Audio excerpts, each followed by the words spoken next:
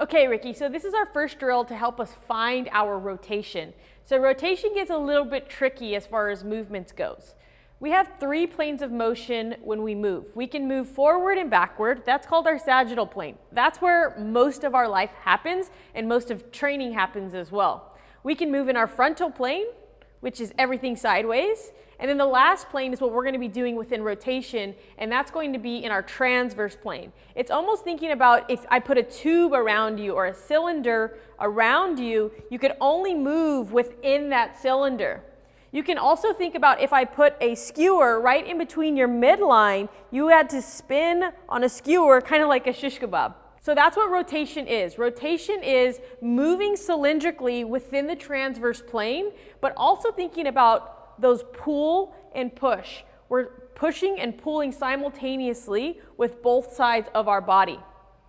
Okay, so we're going to go ahead and use this band here to focus on rotation and thinking about finding our rotation within this movement. What's really important is what we call association of the shoulders and the hips. What that means is everything is moving together. I like to think about a bar going across both shoulders down into both hips, creating a rectangle, and thinking about you can't break that rectangle as we move through rotation and we're spinning on our skewer, okay? So we're gonna go ahead, we're gonna set our active plank, feeling tension within this band through here.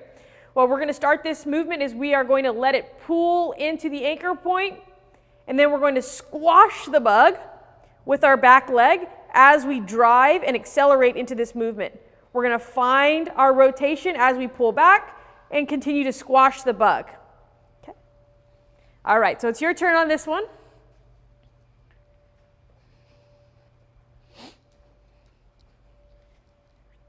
All right, we're going to make our active plank through here. You're going to extend your arms in front of you.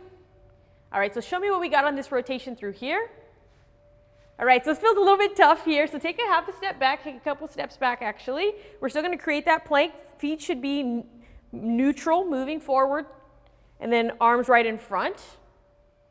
Finding our active plank. And then I actually want to see you kind of letting this pull you first to start the movement, and then push through it. So let it come back a little bit more, take a half a step this way, and I want you to feel like it's pulling you a tiny bit, and then you're driving through that with momentum. Bring this foot closer in for me. We don't want to cheat this movement by opening that foot up. We want to make sure that it stays neutral, and we can really think about taking this all the way to what we call hip extension, and that's where we're growing tall into the ceiling and everything is locking out at the hips. Good. Show me you can own this by breathing through this movement and initiating with the hips. That looks so much better. Great job, Ricky. Last one. Good job.